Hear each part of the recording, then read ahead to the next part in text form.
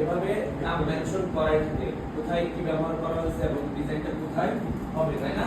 তাহলে দেখি আমরা এখানে এই যে এয়ার এই লেয়ারটা দেখে আমরা বুঝতেছি যেখানে ইউর ডিজাইন হেয়ার টপ লেখা আছে, দেখছেন? এবং আপনারা সহজে বুঝতে পারবেন এই যে আইটা অফ করলে অন করলে দেখতে পাবেন। তার মানে আমরা যদি এই লেয়ারটাতে কাজ করি বা এই স্মার্ট অবজেক্টটার ভিতরে গিয়ে কাজ করি সেক্ষেত্রে আমার পরিবর্তনটা কোথায় হবে? কোথায় হবে? এখানে। বুঝতেছেন? কারণ আমরা এই যে লেয়ারটা, বুঝতেছেন না? জি। এবং আমরা যদি এর নিচের লেয়ারটা দেখি একটু, তাহলে এখানে তার মানে আমার মাঝের যে ডিজাইনটা বা মকআপের এই অংশটুকু কি এটার ভিতরে আছে, তাই না? জি। এবং এর পরবর্তীতে নিচের যে অংশটা এখানে, তার মানে আমি যদি এই মকআপটা করি একই ডিজাইন যদি তিনটা অংশে আমি রাখতে চাই তাহলে কি করতে হবে? তিনটা অংশে গিয়ে যাব কিভাবে? এই যে স্মার্ট অবজেক্ট দেখতেছেন, স্মার্ট অবজেক্টের উপরে আমি ক্লিক করব। ক্লিক করার পর জাস্ট ক্লিক করবেন, দেখেন এটা নরমালি এর লেখা আছে ফ্রি অ্যাপোর্ট ফ্লায়ার বা পোস্টার মকআপ। তাহলে যেটা আছে সেটাকে আপনি কি করবেন? ডিলিট করে দিবেন। আমি কি করলাম? কিবোর্ড থেকে ডিলিট অথবা এখান থেকে এসেও এটাকে কি করতে পারবেন?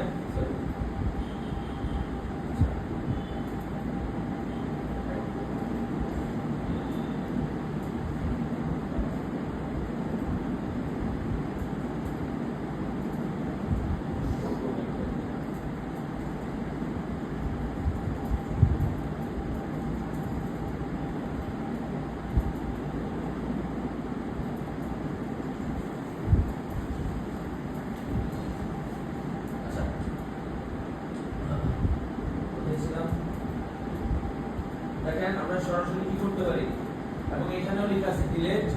এই দেখেন আপনি যদি একটু তাকান ডিলিট লেখা আছে, তাই না? তাহলে আমাকে লেয়ারটাকে কি করতে হবে? ডিলিট করতে হবে।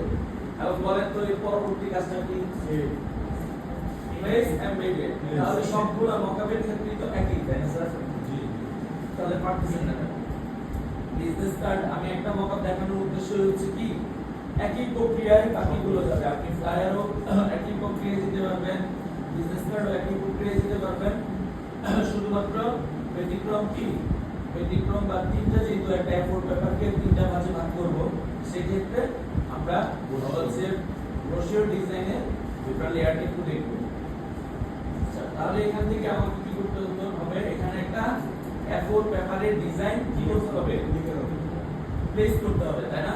প্লেস করে চতুর্দিকে বসিয়ে জাস্ট সেট করে দিলেই কি কাজ শেষ। কাজ শেষ বলতে আমরা যে লেয়ারটার ভিতরে ছিলাম ওই লেয়ারের কাজ শেষ, তাই না? তারপর আমাকে যদি বাকিগুলোতেও আপনি সেম ডিজাইন রাখতে চান অথবা এই বাকিগুলোতে অন্য ডিজাইন রাখতে চান, সেক্ষেত্রে কি করতে হবে? ওই নির্দিষ্ট লেয়ারগুলোতে আবারও সেম ভাবে একইভাবে যে কি করতে হবে? ডিলিট করে দিয়ে এখানে আপনার ডিজাইন প্লেস করে সেট করতে হবে। ক্লিয়ার? খুবই সহজ, তাই না? নাকি দেখাতে হবে?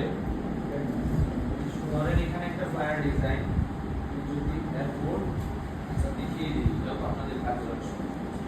এটা কাটি স্যার দেখাবে কিন্তু ফটোশপ উনি রান করতেছেন। ওনার অলরেডি দেখানো কথা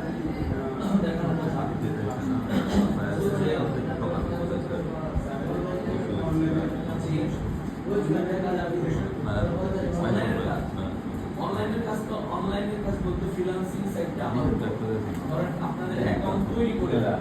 এখন অনলাইনে আপনারা অ্যাকাউন্ট তৈরি করার জন্য ইতিমধ্যে আমি আপনাদের আমার জন্য অর্গানিক ডেসক্রিপশন তৈরি করার জন্য যেন একটা ইউনিক ডেসক্রিপশন তৈরি হয় আমার মতো করে নিজের মতো করে। আপনি যা লিখলেন যদি অল্প কথায় তাকে বোঝাতে পারেন